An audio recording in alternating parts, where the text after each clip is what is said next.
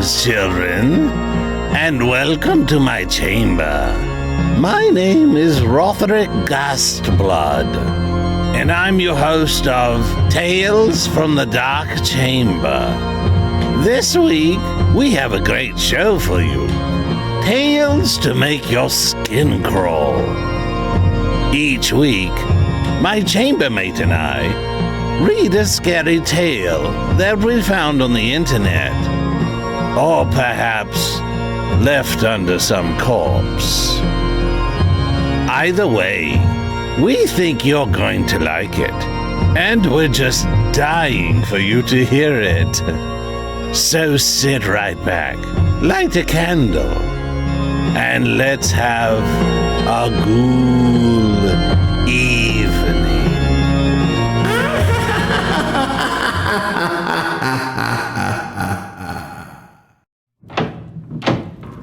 Hey, Rother. Hey, what's with the... Maid? Yeah, you never clean in here. Well, it is spring, you know, and I thought we should do some spring cleaning. Uh-huh. But when one cleans, shouldn't one be removing dirt? Why? What on earth do you mean? Well, she's dusting, but putting dust on things instead of removing it. And your point is? Oof, and that smell. I hope that isn't what she's using for window cleaner. Oh, yes. It does smell like... Like nuclear waste dipped in a sewage treatment plant next to a fish cannery. What? You don't like it? Like it?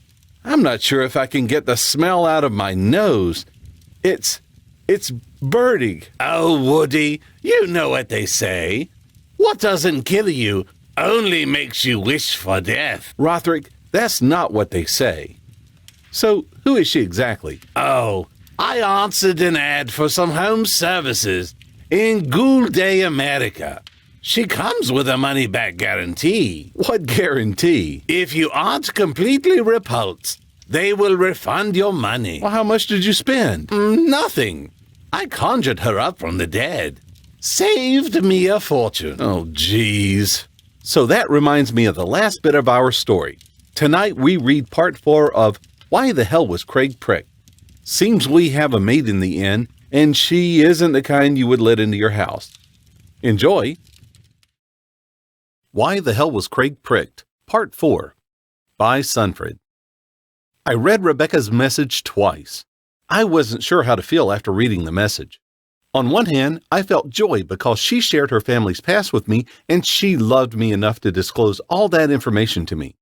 On the other hand, I was concerned. Concerned for her safety from the Clay Troopers and concerned that I hadn't told her everything about me. There were quite a few issues from my past that I hadn't told her, issues I hadn't told anyone really. I loved Rebecca, but I wasn't sure I wanted to tell her about my past. By the time I had finished reading her message for the second time, we had made it to the highway. The sun was already going down.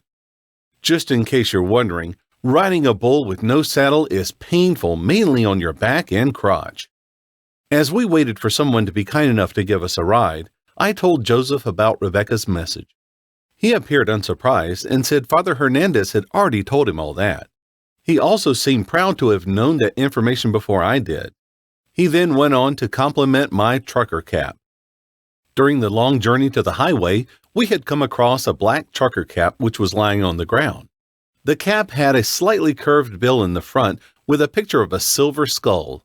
This front part was caked with dust which seemed permanently attached to the cap because I couldn't dust it off no matter what I tried. The back of the cap had innumerable tiny holes, while the top had a small black button. Based on Joseph's reasoning, I had to take the cap because it was to serve as my lucky charm. He told me we ran into so much trouble because I didn't have any form of lucky clothing on me. He also argued that his lucky pants can't do all the work. I took the cap since I didn't want to argue with him because all the time I was still reading Rebecca's message.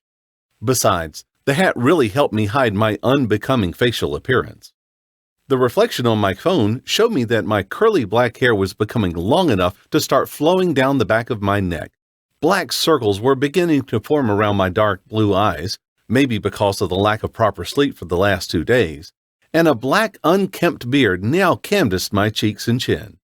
so I didn't mind wearing the cap because it helped me hide my tardiness and also blocked the sun from my burning face.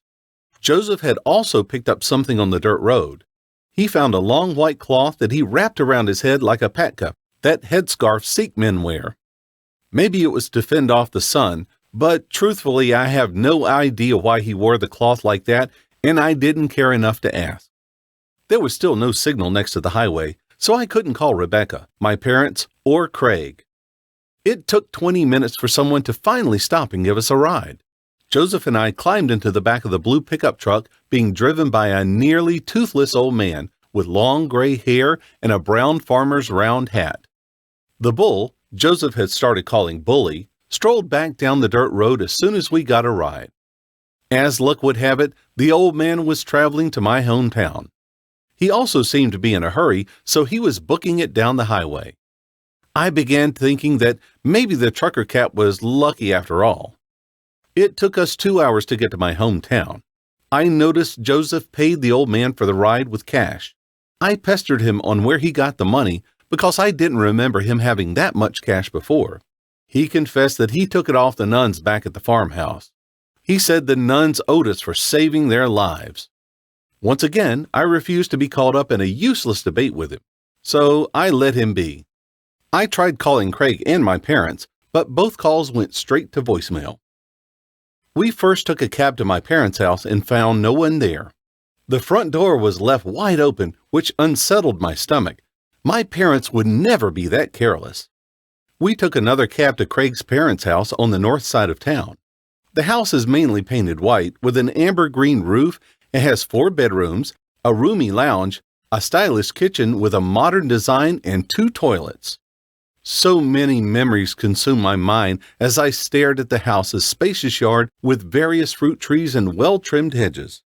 There was a wooden swing on a thick magnolia tree where Craig and I often played as kids. The dandelions Craig's mother constantly takes good care of blossomed in the moonlight, and the well-manicured lawn his father always mowed twice a month on Saturdays was at the standard of a golf course. One thing that was off about the house I had spent so many sleepovers and weekend afternoons was that all the lights were switched off. It seemed as if no one was home. I quickly told Joseph of the layout of the house. He suggested entering through the back while I go in through the front. I wanted to point out to him that this is the same strategy we used at the farmhouse, and it didn't quite work well for us. But he had already ran off towards the back. I took out my revolver and approached the front door. I gently knocked 3 times, but no one replied, so I let myself in. I followed a narrow corridor and took the first left which led me to the lounge. There were 4 people seated on the lounge's long leather couch. It was too dark for me to identify them. They barely moved as I entered. I couldn't suppress the thought that something was not right. "Hello, I'm sorry, I let myself in, but I did knock," I said. The people remained motionless. Qualms rolled in my belly as I reached for the light switch and turned it on. The reason these people were not moving or responded became apparent. They were all dead. Craig's parents were dead. My parents were dead. I felt a compression in my chest as I stared at the 4 bodies in the living room. They were all naked with slit throats. Blood spilled out from their necks to the rest of their bodies. Their stomachs were sliced open and various internal organs were pouring out into the dark green carpet on the floor. Their eyes were gouged out and nowhere in sight. My knees felt weak, my stomach felt hollow, and tears leaked out of my eyes. I lost control of my own body and couldn't move it. My vision was spinning. I felt detached from my body, and my consciousness seemed to be drifting off into space because my whole world had been shattered into pieces. I didn't feel like I was still in that living room looking at my dead parents. I felt like I was far away in the endless abyss of the universe. Even as I heard the yonder sounds of police sirens, and even as Joseph tugged my arm for us to escape, I felt distant. The next couple of events happened so fast, it was almost like flashing scenes of a montage. The police running into the house, pinning Joseph and I to the floor, handcuffs on my wrist, my rights being said to me, riding in the back of the police cruiser, waiting in a windowless room with 1 metal table and 3 steel chairs. 2 deputies trying to get answers out of me and throwing all sorts of accusations like how I killed my parents, and nuns at the farmhouse a couple of miles from the town. Being shoved into a cell and Joseph joining me later were all events I thought were happening to someone else as I stared on. My mind was so overwhelmed with grief, it was still drifting in space for me to realize the 5 bikers who were in the cell with us. I finally snapped out of my trance. Then Joseph pushed me back against the wall and stood in front of me facing the bikers. I noticed 2 of the bikers were seated on the cell's long wooden bench, and 3 of them were standing. 4 of them were bald as an egg, and one had really long hair like a band member of Guns N' Roses. The bikers all wore black leather vests, drawn red flames on the back, faded blue jeans, iron-tipped black boots, and I realized they were not wearing anything underneath their vests. Their eyes remained glued on us. Joseph leaned back to me. "I know that look they're giving us, but don't worry, I won't let them do anything to you." He then spoke up to the bikers. "Take it easy, gentlemen. I know what you want. I can give it to you. But please leave my roommate alone. His parents have just been murdered. If you want to rape somebody, rape me." Joseph then yanked down his pants and put his hands in the air. All the bikers turned away in disgust. One of them said, "Man, pull up your pants. We aren't going to rape anyone." "Really?" Joseph asked before he eventually pulled up his pants. "Come on, man. We're not like that." Your zipper's still open." "Oh yeah, I know. It's broken, but I don't care because these are my lucky pants." "Okay, we aren't criminals, man. We aren't even supposed to be here." "Us too," Joseph exclaimed. "Ha, dumb cops, am I right?" "I'm Savage," the black masculine biker with a dragon tattoo on his neck and a gold bull ring in his nose said. "That's Tex," Savage said, pointing at the 6-foot-tall guy with dark brown eyes and one arm completely covered with tattoos. "Hello," T-Rex said in a voice that really shocked me. His voice was very soft. He spoke like someone who just inhaled a lot of helium. "That's Firecracker, Malicious, and Shotgun," Savage continued the introductions. Firecracker waved at us with his bony hand, but I could barely see his face because of his long black hair that draped over his eyes into his chest. Malicious and Shotgun were seated on the bench and nodded their bald heads as they were introduced. They had no distinct features besides the countless tattoos covering their entire bodies, and their thick arms were akin to an elephant's leg. Joseph introduced himself and me. He then began sharing with his new friends almost everything about himself. And about me. For the longest time, I wanted to slap him to shut him up, but I just let him be. I didn't feel like talking, so I just sat at the far edge of the bench Malicious and Shotgun occupied. After a while, the sheriff walked into our cell with 3 of his deputies holding rifles. The sheriff and his deputies wore their hats very low. His round-brimmed hat was obscuring most of his head, so I could barely make out the sheriff's face. I could only see the thicket white hairs sticking out of his long, pointy nose. I could also see his equally protracted chin, which didn't have a trace of beard. The sheriff ordered all of us to line up against one of the walls. Him and his deputies stood opposite us. I could already sense something bad was about to happen, but didn't expect what was to transpire next. The sheriff ordered his deputies to aim their rifles at us. All 7 of us began protesting loudly to this great injustice before the sheriff lifted his hat, revealing his blackened-out eyes and furrowed face. The cell was graveyard silent as the sheriff's black eyes stared back at us. It's only then I noticed he was chewing something. He slowly walked towards me and glowered into my eyes. He reached into his pocket and took out something oval. He looked down at it and then back at me. I felt queasy when I realized he was holding an eyeball. "It's your fault," he said in a terrifying robotic voice. He threw the eye into his mouth and chewed louder than necessary with his thin lips making a sound like that of 2 people smooching each other. The words he said were eerily familiar. I had just seen them somewhere. Then I remembered.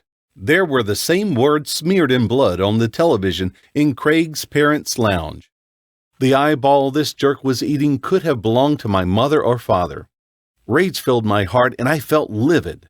All I could see was red as I jumped at the sheriff.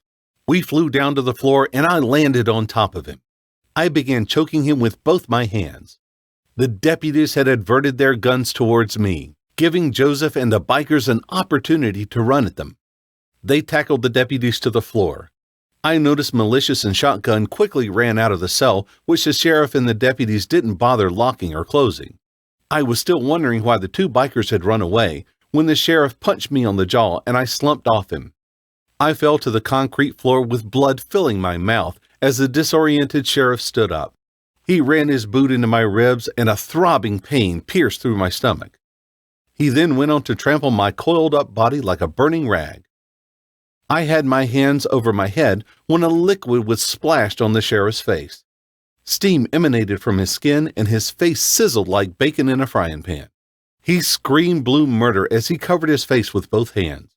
More water was sprayed on him and white flames burned in his eyes before he puked out black slime and passed out. I noticed Malicious and Shotgun were standing at the cell entrance holding orange and green plastic water pistols, which were probably filled with holy water. The deputies were already passed out on the floor next to small puddles of black slime. I assumed they had already been baptized with the anointed water from the bikers' water guns. Savage pulled me to my feet and commanded us to follow him and his crew. We ran out of the station, which seemed empty, probably because the deputies and the sheriff were lying unconscious in the cell were the only ones on duty. The motorbikes of the bikers were not yet moved to impound and were lined outside the station. I rode with T-Rex, and Joseph was with Savage as the bikers drove us to a barn-sided cabin on the east side of town. There were more bikers at the cabin, hundreds and hundreds of bikers. A long line of motorbikes were queuing outside the front porch of the wooden cabin. I assumed this was their hideout place or something. We settled into the cabin and had long introductions with all the bikers there, but I forgot most of their names as soon as I was told. Before leaving the station, I had quickly searched and found my phone and weapons. I stepped outside the cabin and firstly called Captain Ledger. He picked up after 2 rings.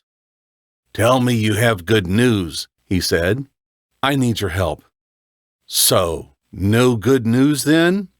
"We were arrested and we had to escape from prison." I could hear him deeply sigh on the other end. Couldn't blame him. I should have started the conversation a bit better. But I had no time for pleasantries, had to get to the point. The sheriff and his deputies were possessed and were going to kill us. Anyway, we shouldn't have been arrested in the first place. I am not sure of the details, but I think we are being suspected of killing my parents and nuns at a farmhouse a few miles from here. "Your parents are dead? I'm sorry to hear that. You have my deepest condolences." I swallowed hard and fought back tears as I wasn't sure what to say. "There are also dead nuns? Damn it, Stanford. I said no more killings," the police captain stridently said. "I swear we didn't do it. You said it yourself. I'm no killer. It's that damn demon. It set us up. Please, contact the town sheriff and clear our names. Preferably after 3 hours or so when they wake up." "You knocked them out?" "We exorcised them, just like we exorcised the nuns, but we didn't kill them." The police captain took a while to reply. After an agonizing minute, he then said, "Okay, fine. I will see what I can do, but for the love of God, kill this demon before more people get hurt." With that, he hung up.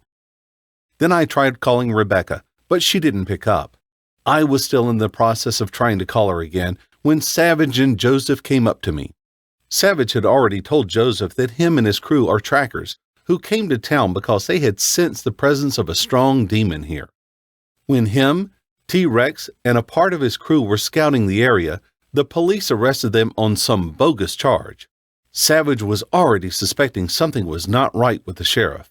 He told me that he came to track Bathym, but it could take a couple of days. With the anger that was burning within me, I wanted to find and kill the demon immediately. I communicated this to Savage, and he proposed what he called an unconventional way of finding Bathym quickly. He said he often contacts Butsterga when he wants to rapidly find a demon. Butsterga is a demon that specializes in information dissemination about hell and demons to people in exchange for favors. The demon loves to play games. I was reluctant to deal with a demon, so was Joseph.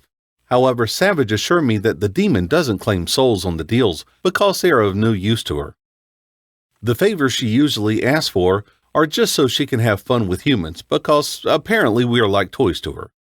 After a long, hard couple of minutes of debating with myself, I then asked, "How do I contact her?" Joseph protested and argued that we can still track down Bathym without the help of a demon. But I was too compelled with animosity, revenge, and foolishness that I completely ignored him. Savage took us back into the cabin and brought out a long black rag, drawn several symbols with red paint. I had no idea what the symbols were because they just looked like Chinese writings to me. Savage asked me to step onto the rag, and as soon as I did, he delivered a hard blow to my nose. I fell down on the floor, holding my nose, which was now fountaining blood. My head was thumping with pain, and my trucker cap had flown away from my head. "What the hell, man?" I heard Joseph scream. "We have to spill blood for her to come, and blood spilled out of anger is the one she likes the most," Savage said. "This is insane," I said as I stood up with my nose trickling blood onto the rag. "Yet it's the only way to summon her." "I'm not doing this," I said, stepping back. "Do you want to find the demon who killed your parents or not?" Savage asked as he stepped forward and threw another punch at me, which caught me on the cheek. This time I staggered back but didn't fall. The rest of the bikers had formed a circle around us and started cheering. I began feeling anger manifest within me. Before I could attack Savage, he was welted by a beer bottle on the back of the head. He fell face down on the rag. Joseph, his assailant, was about to pounce on him when T-Rex bear hugged him from behind and pulled him away from the fight. T-Rex dragged Joseph deep into the sea of bikers, and I couldn't see where the Goliath-sized biker took him. Savage was on his knees, and blood poured out of the back of his shiny bald head. I booted the side of his head, and he fell on the rag. He was now lying on his back, and I climbed on top of him. I delivered blow after blow to his face before a feminine voice commanded me to stop. The crowd of bikers quieted down. I looked up and saw a short, chubby woman with long black hair tied into a bun. She was standing within the circle of bikers, a few feet ahead of me. She was dressed like a maid. She had a long pink dress with a white apron. She was even wearing light green cleaning gloves. She had big round glasses. Her thin lips were red with too much lipstick, and she looked like to be in her late 30s or early 40s. Whatever her age, she looked like someone's mother. Her unblinking brown eyes stared sternly at me. The woman was holding a black Lenovo laptop. On the screen of the laptop was a more attractive woman with long curly black hair, smooth skin, green eyes, and a slim model-type body tightly pressed into a long black glittering dress. The woman was seated on a chair with her legs crossed. There seemed to be a raging fire burning behind her. "I'm flattered you did all this for me, but please stop," the woman on the laptop screen gracefully said. I got off Savage and stood up. I found my trucker cap and put it back on. "I could feel your anger and hurt from a mile away, Stanford. Tell me what you want to know," the woman asked. The demon, but Sturga. I didn't know if it was the effect of fighting a biker or my awkwardness with women was coming back, but I failed to speak to her. The elderly woman holding the laptop walked up to me and positioned the computer right in my face. "What's wrong? You never call a demon from hell before?" She chuckled to herself. "Let me guess. You want to know where Bathym is?" But Sturga asked. I nodded. "I can show you where he is, but you would owe me." Owe you what exactly?" I said, finding my words again. But Sturga laughed. "I can only tell you that later." The deal was already shady to me, but I was desperate and not in my right senses. So I shrugged off my worry and nodded once to the demon. "Touch me," she seductively said. I hesitated moving and briefly looked around me. The bikers were all staring back at me. "Go on," "Don't be shy," Budsturga said. I placed my hand on the laptop screen and closed my eyes. My mind drifted away and my heart felt a sense of calmness. Images blitzed into my mind and I felt a small migraine. All of a sudden, I knew exactly where to find Bathym. When I opened my eyes, the woman holding the laptop and Budsturga were gone. Joseph ran up to me from deep in the crowd of bikers and asked if I was okay. I told him I was better than okay. I was now hopeful. I asked Savage for a ride back to my parents' house. When he dropped us off, he asked if there's anything else he can do to help. I said no. He had done enough. He gave me his number in case we need it. When we walked into my parents' house, I felt elated for the first time in a while. Seated on the couch and looking comely as ever was Rebecca. She ran and embraced me when she saw me. "What is up with the hat?" she asked. "It's my lucky hat," I replied.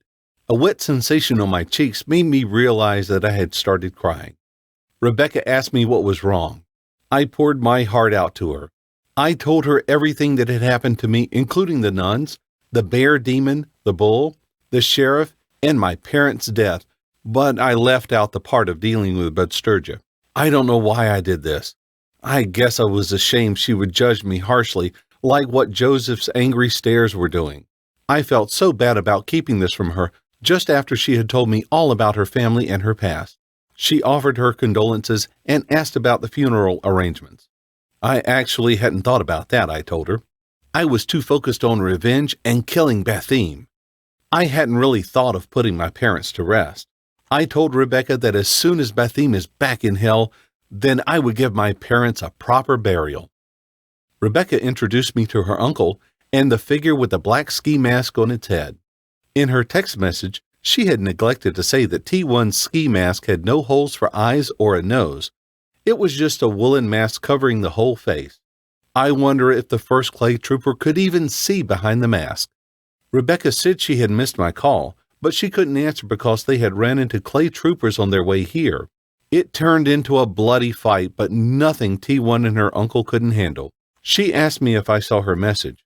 I told her I had, but I couldn't go into hiding with her until I find and kill Bathym. She was very understanding and assured me we will find and kill the demon together. I noticed her uncle was annoyed by this, but didn't say anything. I told Rebecca I know exactly where the demon is. Before I could tell her more, my phone began vibrating in my pocket. I pulled it out and felt a lump in my throat. Craig was calling me. Why the Hell Was Craig Pricked? Part 4 by Sunfred. Well, folks, that's our story tonight. Rothrick and I hope you enjoyed it. We sure had a great time bringing it to you, and we really appreciate you listening. Tune in next week when we bring you another chilling Tales from the Dark Chamber.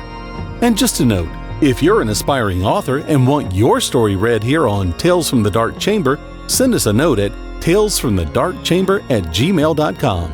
If it creeps old Rothrick out enough, we'll air it. And subscribe to our channel here for notification of our next new episode, and follow us on Facebook, Twitter, and Instagram. Remember, hit that like button and help us grow the channel. Also, make sure you tell your friends about us. Spread the word. If you want your story recorded for your own use, or just want to have it, check out my website at woodygvoiceover.net. You can order there. And again, thank you for listening tonight.